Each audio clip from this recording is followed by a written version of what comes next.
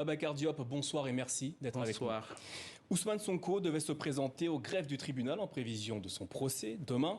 Il ne l'a pas fait. Que vous inspire la position de l'opposant sénégalais? Oui, je pense qu'il faudra reconnaître qu'au Sénégal, la justice est instrumentalisée depuis plusieurs années. Et ce qui se passe au Sénégal, c'est extrêmement grave. Il n'y a pas... Justement, ce que vous dites, c'est également très grave. Hein. Vous dites que la justice est instrumentalisée au Sénégal par qui? La justice est instrumentalisée par M. Macky Sall. Il n'y a pas de pouvoir judiciaire, il n'y a pas de pouvoir législatif, il n'y a un seul pouvoir, il n'y a même pas de pouvoir exécutif, il y a le pouvoir personnel de M. Macky Sall, qui fait que la volonté de M. Macky Sall aujourd'hui vaut la loi, est la loi, fait la loi. Alors vous dites que cela est dû à Macky Sall, mais Ousmane Sonko est poursuivi en justice par des particuliers, il ne l'est pas par l'État du Sénégal. De quelle instrumentalisation parlez-vous donc? Vous savez, la justice doit rendre des verdicts équitables. C'est à partir de ce moment simplement que les citoyens peuvent faire confiance à la justice.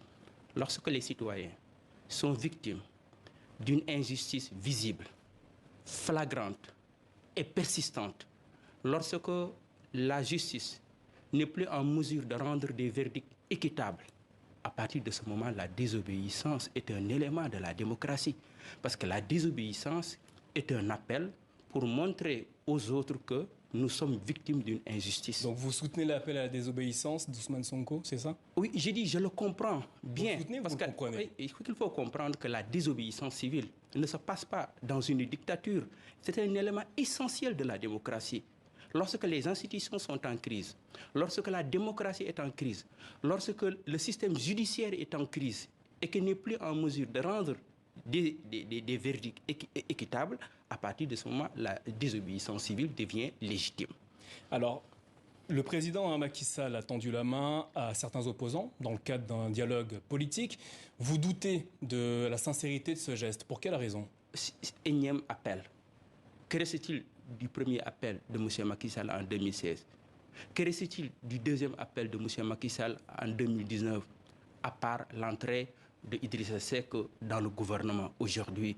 Nous ne rejetons pas le dialogue. Le dialogue est un élément constitutif de la démocratie en tant qu'homme politique responsable. Mais ce que nous voulons, ce que nous attendons de M. Macky Sall, qu'il puisse poser des actes forts qui montreraient sa bonne foi, sa sincérité. En faisant quoi? En libérant les détenus politiques, par exemple, en libérant tous ces détenus d'opinion, tous ces journalistes. Ce qui fait qu'aujourd'hui, le Sénégal est une grande prison. En faisant quoi? En permettant aux jeunes de s'inscrire dans les listes électorales. Aujourd'hui, on empêche au Sénégal les jeunes de s'inscrire dans les listes électorales. Irez-vous discuter avec le président Macky Sall? Aujourd'hui, à l'état actuel des choses, le président n'a pas encore posé d'actes forts et qui méritent une réponse favorable de notre part. N'est-ce pas toutefois un geste positif, compte tenu du climat actuel au Sénégal, que le président tende la main et ouvre le dialogue? Oui, je dis la paix sociale est extrêmement importante. C'est la finalité de la démocratie, c'est la finalité de la politique. La paix est importante pour nos pays, surtout pour un pays comme le Sénégal. Aujourd'hui, la vie de notre peuple nous est très chère. La vie de tous ces jeunes-là nous est très chère. Et ce qui fait que nous appelons à la responsabilité. Mais je pense qu'il appartient à M. Macky Sall aujourd'hui de poser des actes forts. D'abord, en renonçant publiquement à la candidature au troisième mandat. Parce que, comme vous l'avez constaté un peu partout en Afrique, le troisième mandat est un incendie pour notre démocratie. Le troisième mandat a été un incendie en Guinée avec des centaines de morts. Le troisième mandat a constitué un incendie en Côte d'Ivoire avec des centaines, voire des milliers de morts. Le troisième mandat a été un incendie pour notre démocratie en 2010, en 2011, en 2012 avec Abdoulaye Wade. Aujourd'hui, j'ose espérer que Macky Sall ne sera pas un incendiaire comme Néron qui a brûlé Rome pour ses intérêts personnels. Rappelons que le président Macky Sall n'a toujours pas, entre guillemets, indiqué ce qu'il allait faire quant à cette éventuelle troisième candidature. Mais jugez-vous normal qu'aujourd'hui, à 10 mois...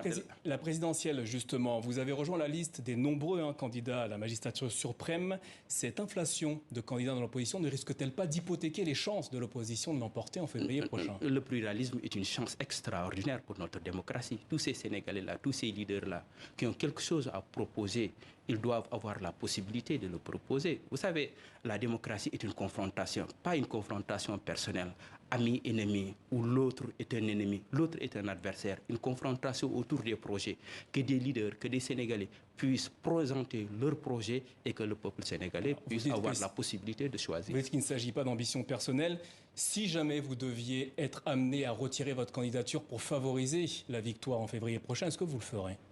Et je pense que j'ai un seul interlocuteur, c'est le peuple sénégalais, mobiliser davantage, mobiliser toujours pour construire une majorité politique et sociale capable de gouverner le Sénégal, non seulement de gouverner, mais de transformer les institutions politiques, économiques, sociales à travers un mot souveraineté, souveraineté politique, souveraineté militaire, souveraineté alimentaire, souveraineté sanitaire, souveraineté fiscale, parce qu'aujourd'hui, la décolonisation reste un programme largement inachevé. Babacar Diop, vous êtes candidat donc, mais vous avez pris vos distances avec la coalition d'opposition Yewwi Askan Wi. Pour quelle raison?